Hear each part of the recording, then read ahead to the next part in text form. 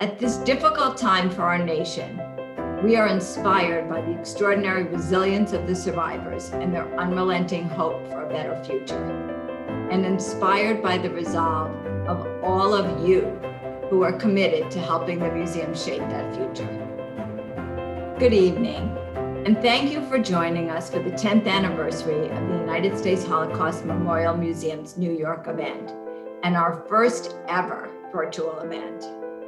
I'm Andy Varkas, the museum's director of the Northeast region.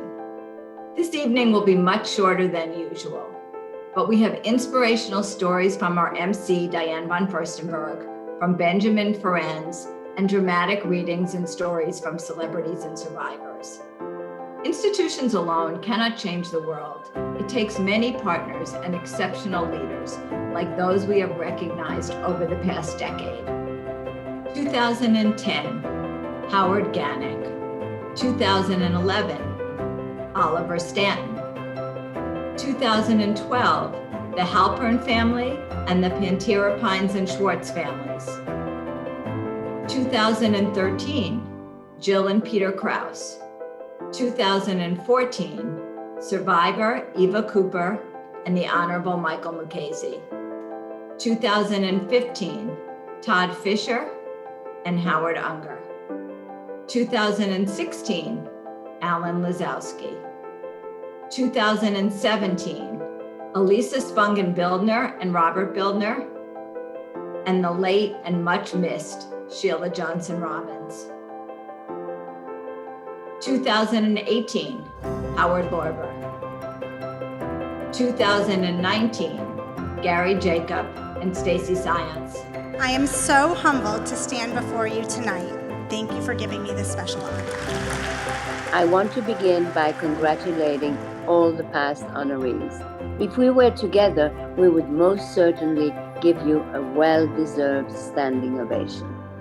I am Diane von Furstenberg, and it is a pleasure to be with you on this very important event.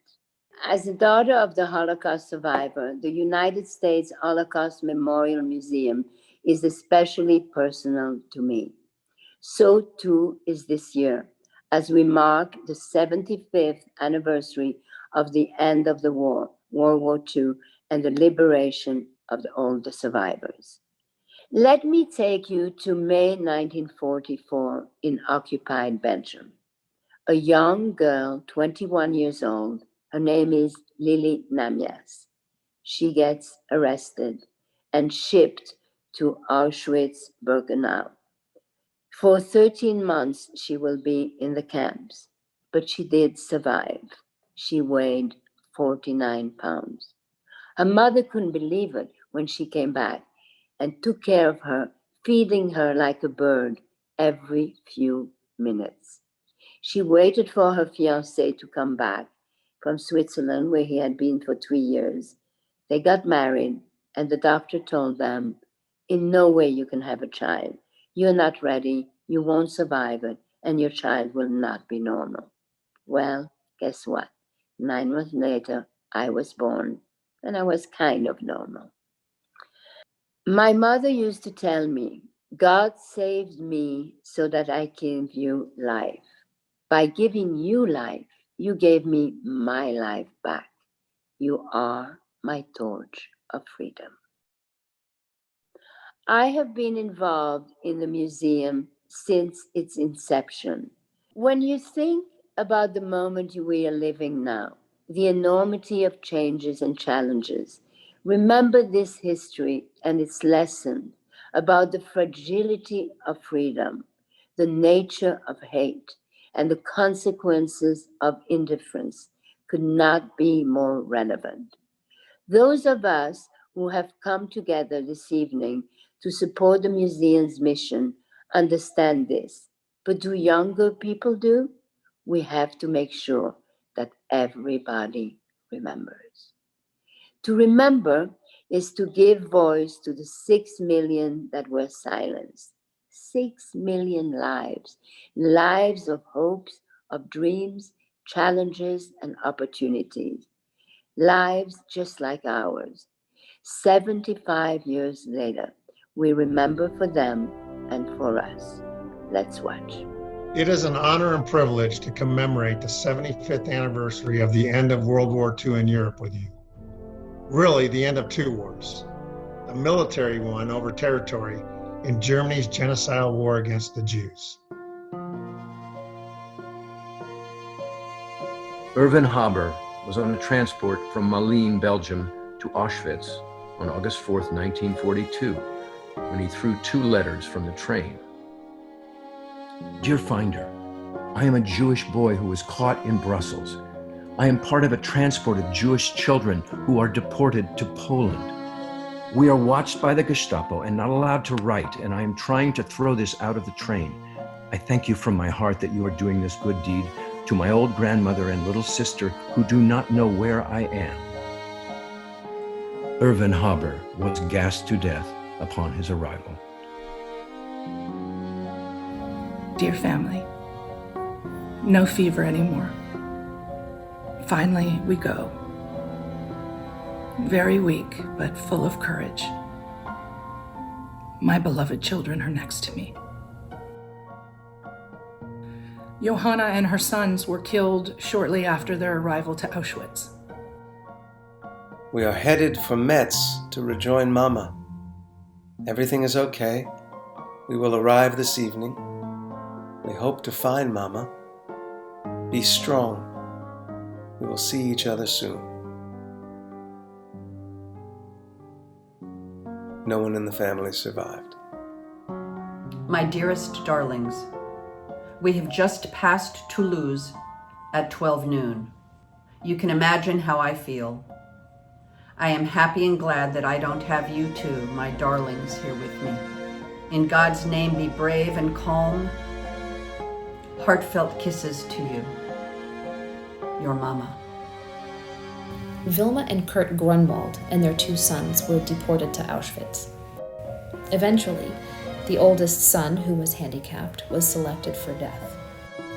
In a state of mind that is unimaginable to us, Wilma decided to voluntarily accompany him to the gas chamber so that he wouldn't go through this ordeal alone. You, my only and dearest one, do not blame yourself for what happened. It was our destiny. Take care of the little golden boy and don't spoil him too much with your love. Have a fabulous life. We must board the trucks. Into eternity, Wilma. We would be the fathers, the teachers, educators of the future. But no, we shall certainly not live to see it. We note a proof of guilt which is useless for ourselves. The trace should be thrown like a stone under the wheel of history in order to stop it. We may now die in peace. We fulfilled our mission. May history attest for us.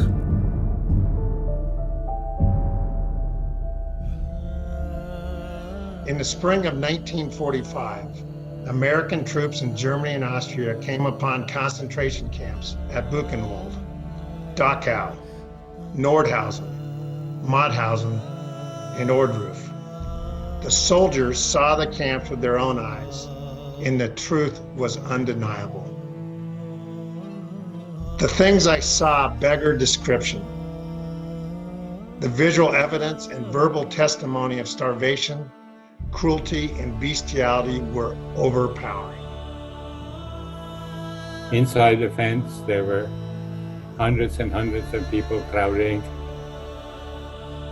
I was 13 years old. I could worm my way through them to get to the front.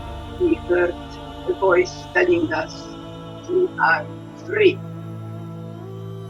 It's undescribable, unbelievable. The first minutes, it was magic. It was a miracle. It was a cocktail of happiness.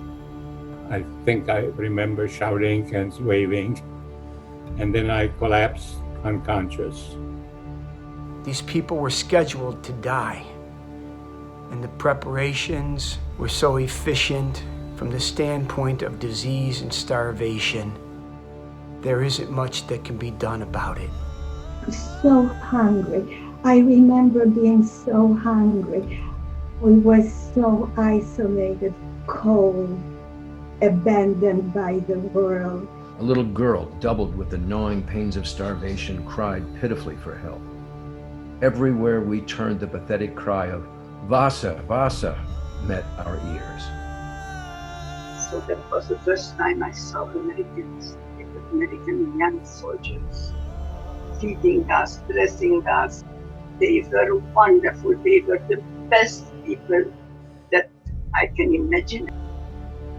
Dear Mother, anything you hear about that place, you can believe.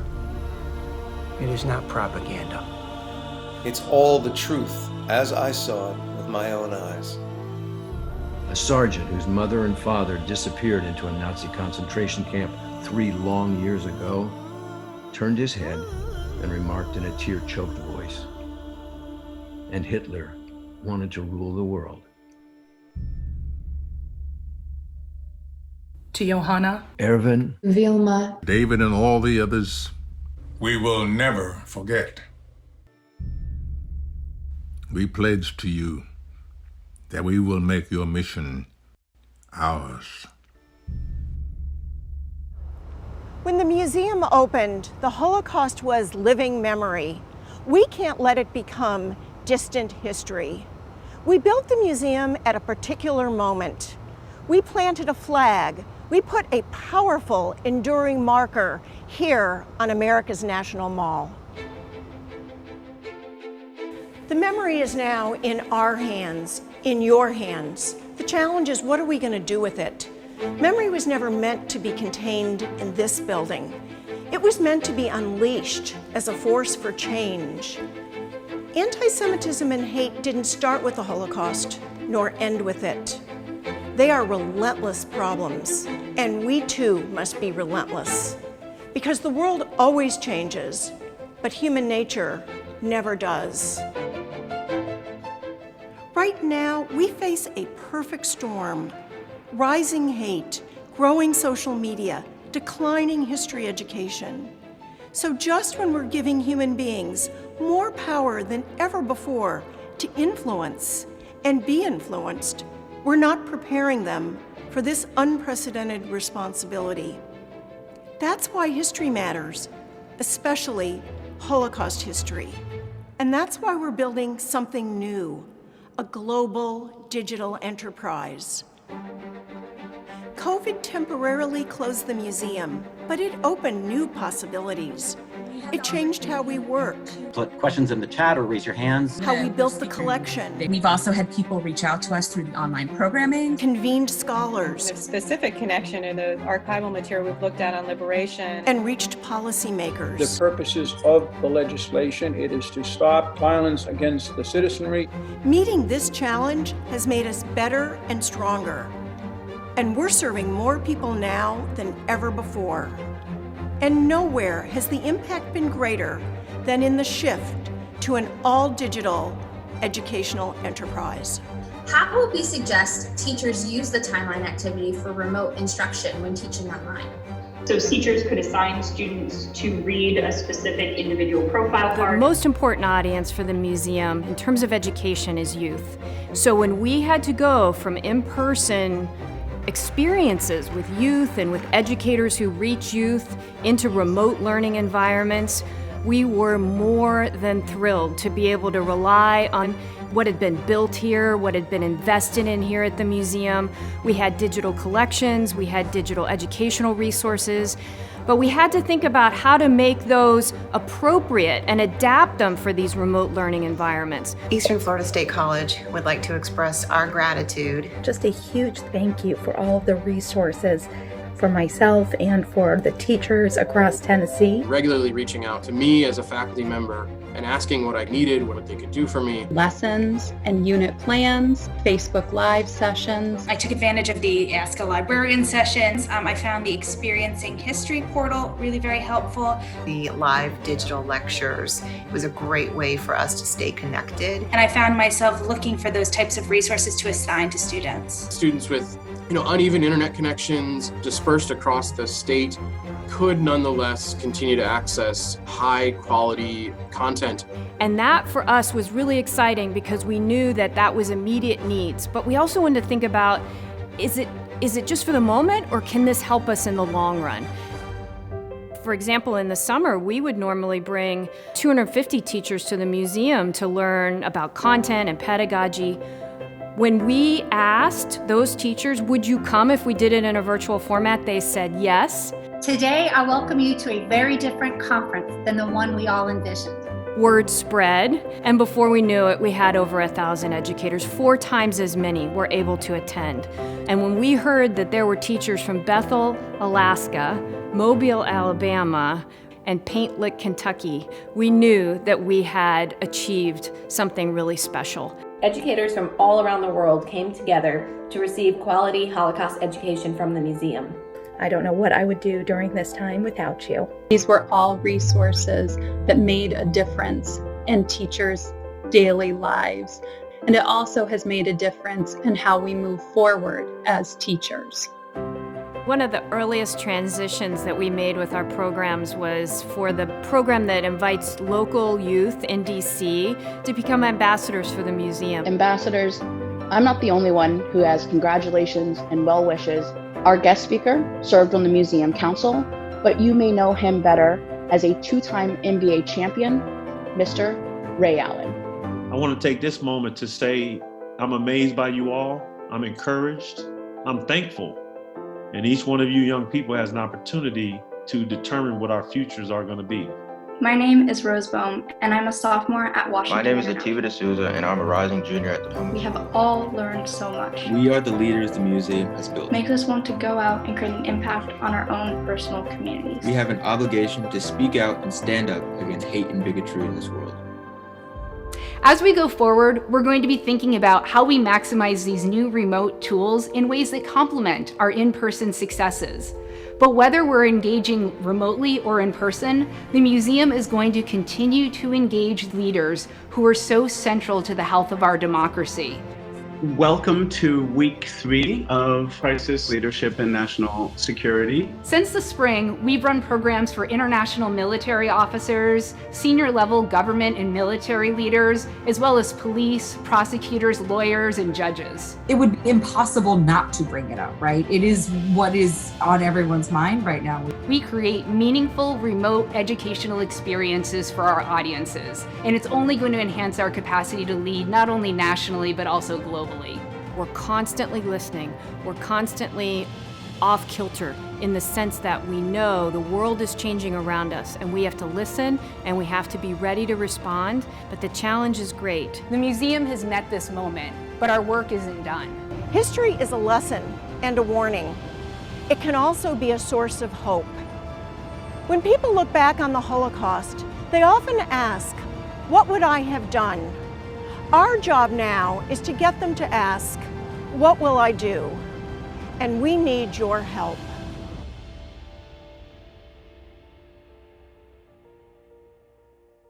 What we just saw was only possible because of your generous support. And thank you all for joining us. I am Howard Lauber. As the chairman of the United States Holocaust Memorial Museum, I have had a front row seat to the incredible job the museum staff and leadership has done to keep our virtual doors wide open as the entire country had to shift to remote learning. The question now is not only what does this history, this memory require of us, but what does the future demand of us? At a time of rising violent anti-Semitism and continuing genocide, we must invest now in the future we want for our children and grandchildren. In these challenging times, it is clear we have much work ahead of us.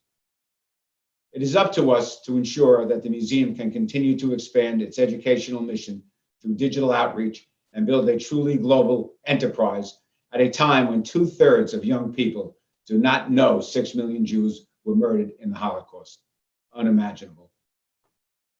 It is up to us to ensure that the museum can push back on the ever-present and increasingly bold voices of those who would deny or distort the history of the Holocaust. Since we temporarily closed the museum in mid-March, we have been grappling with the enormous challenge of how to safely reopen the museum and its crown jewel, the permanent exhibition, to the public. I'm thrilled to share that we are days away from reopening the museum to a limited number of visitors. I said it's up to us earlier because we literally need everyone's support. We need you to make your gift now. This is an all hands on deck moment. And we are so fortunate to have NBA All-Star and former Museum Council member Ray Allen on our team. Ray, it is so great to have you with us today. Thank you. Please join me in welcoming Ray Allen. Well, I have to start out by saying how important the museum is not only to me, but the people who I've had the opportunity to bring to the museum. 2 weeks ago, one of my ex-trainers, he sent me a picture of the time that we were in the museum, the whole team. And he, in caption, said one of his favorite times of his whole career, and how that still strikes a chord with him till this day. This is history. This is world history. It's not Jewish history. It's not American history. It's not European history. It's world history because it affected all of us.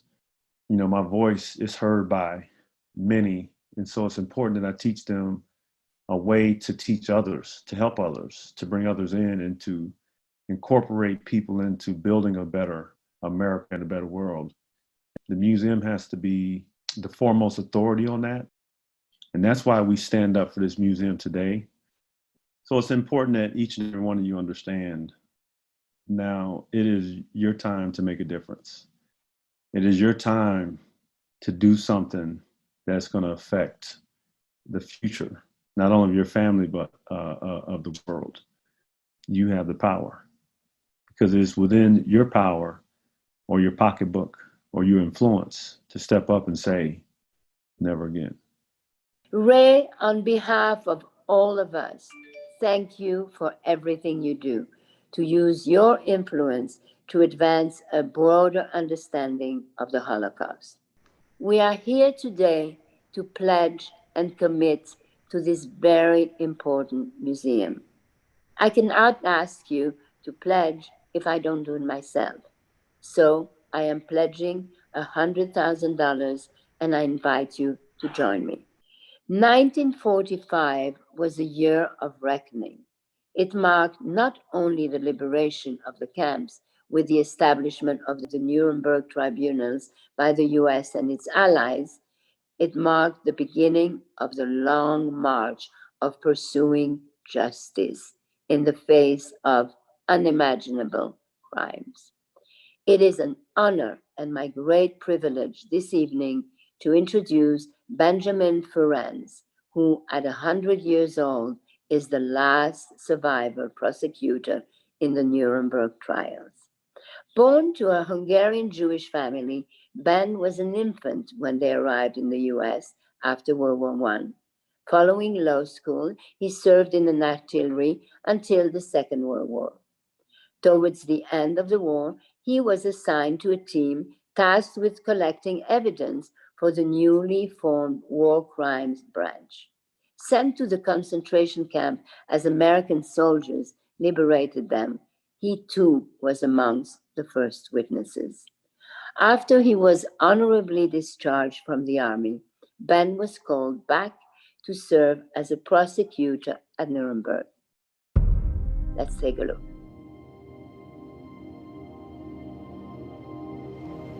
We are now ready to hear the presentation by the prosecution. We ask this court to affirm by international penal action man's right to live in peace and dignity, regardless of his race or creed. The case we present is a plea of humanity to law. I was then 27 years old. It was my first case. My defendants were 22 high-ranking SS officers. They were accused and convicted of murdering in cold blood over 1 million people. Now call upon the defendant. I didn't ask for the death penalty. I simply asked for a new rule of law which would protect humankind against that type of criminal abuse. The charges we have brought accuse the defendants of having committed genocide. We hoped that we would lay a foundation stone saying that genocide was a crime. Crimes against humanity are punishable. Nobody is immune. The head of a state will be brought to trial. For Benjamin Ferencz, this marked a beginning, not an end. What we want to go is to come up with a clear statement, which we made at Nuremberg 60 years ago, saying that aggression is the supreme international crime for which the leaders will be held to account in an international court. Instrumental in establishing the International Criminal Court in the 70 years since Nuremberg, Ferencz has acted on his fervent belief that law can and must create a more humane and secure world. That concludes the prosecution's submissions on the legal characterisation of the conflict, and I'll hand to Mr. Ferencz now. For the first time, a permanent international criminal court will hear the closing statement for the prosecution as it concludes its first case against its first accused, Mr. Thomas Lubango Dila. Benjamin Ferencz, a tireless champion of international justice, dedicating his life to replacing the rule of force with the rule of law.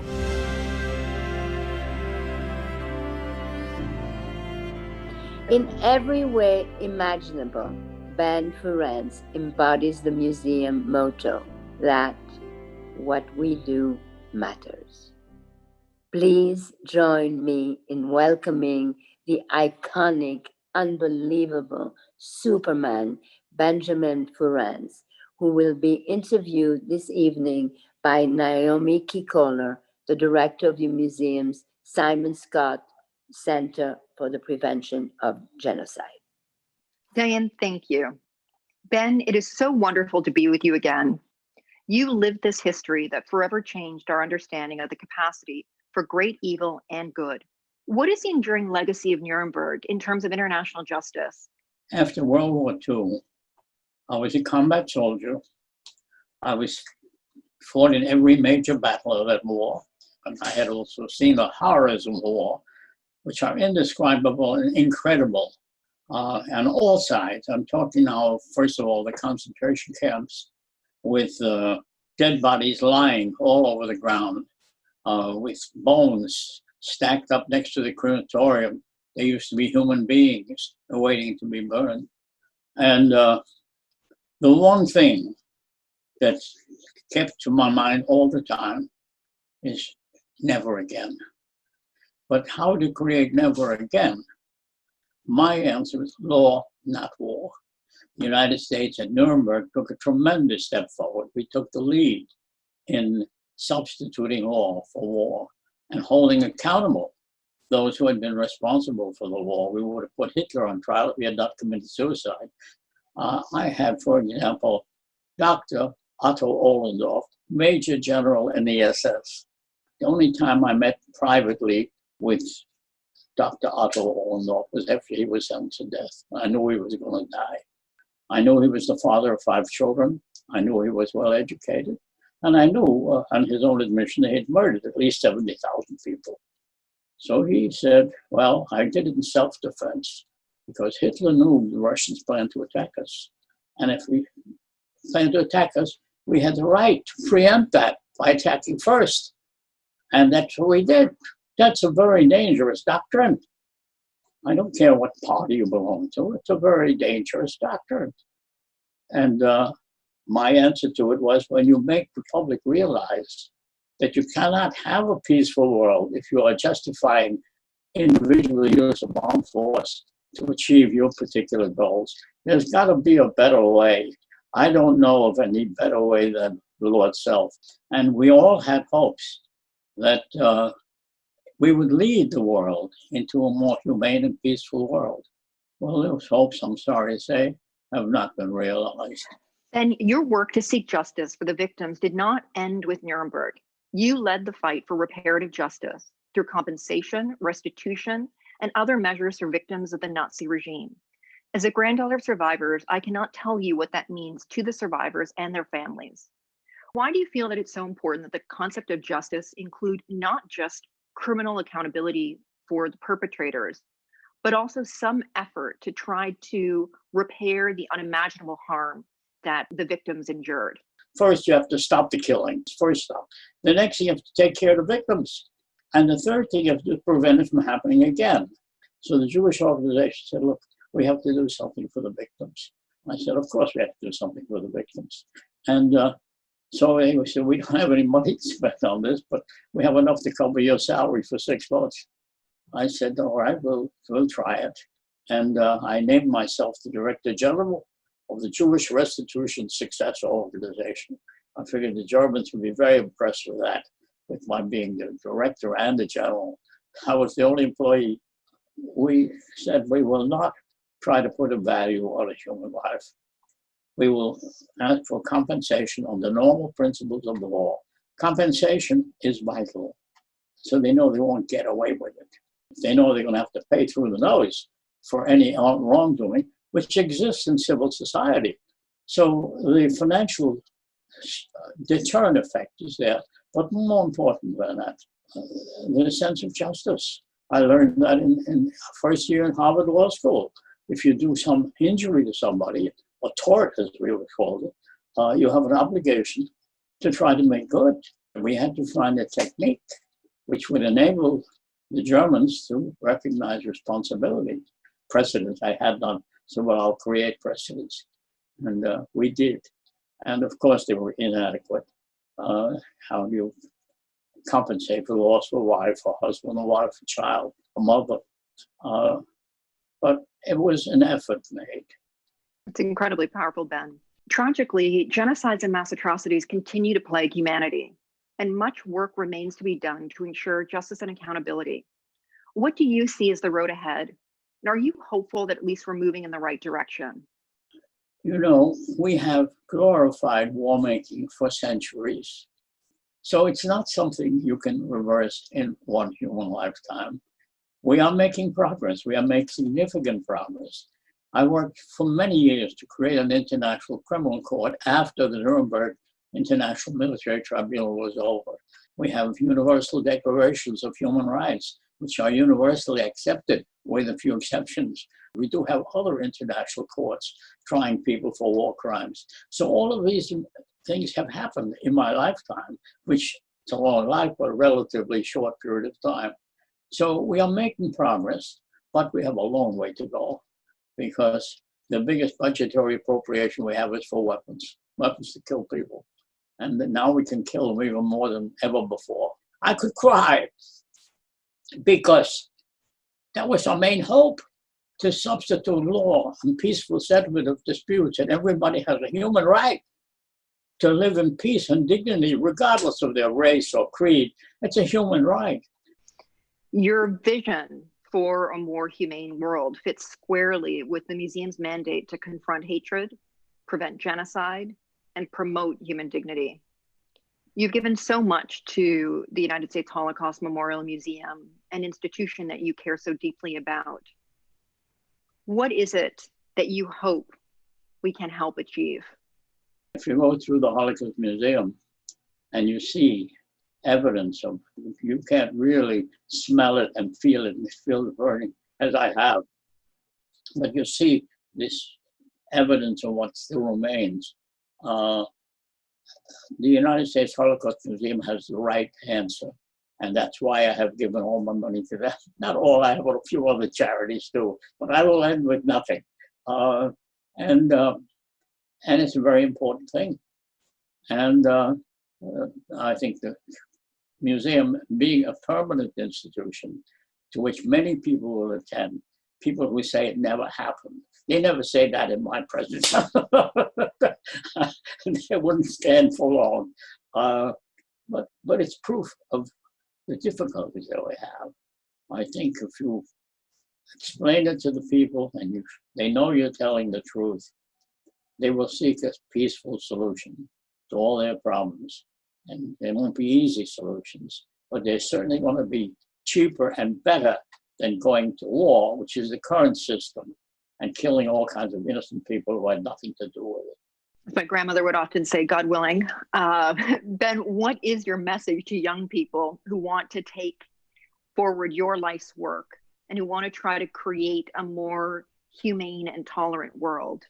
The main lesson that I still carry with me is that most people are good and kind, but not all of them.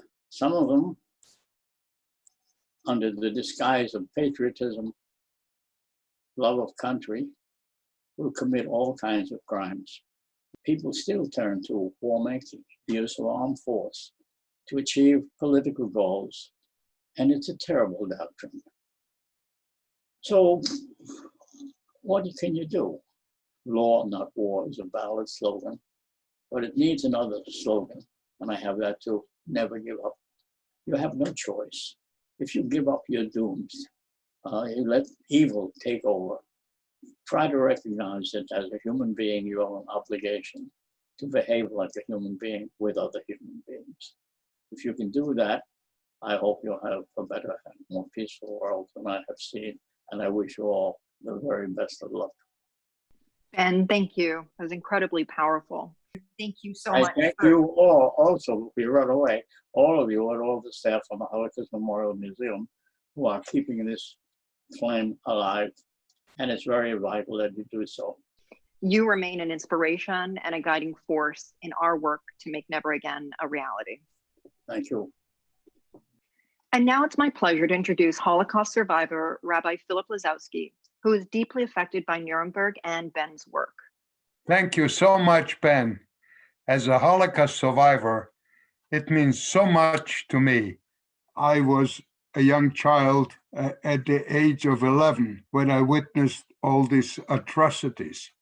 The Nuremberg trial felt that the world is coming to realize what the Bible has to say. Tzedek, tzedek tirdof. Justice, justice, they shall pursue. To our grandparents and all the survivors, we pledge to keep your stories alive. We will remember. We will remember. We will remember. We will remember. We will remember. We will remember. We will remember. We will remember. As the child of a survivor, I learned the lessons of the Holocaust and took them deeply to heart. I understood that it was not enough to just remember, but that we must do our best to keep history from repeating itself. The lessons of the Holocaust are more relevant than ever, and the Holocaust Museum is doing the crucial work of making this history accessible to today's audiences. That's why I'm involved with the museum's Next Generation community here in New York. This is an extraordinary time, and the museum needs our support. If you have not made your gift to the museum yet, please give today. Please give as generously as you can.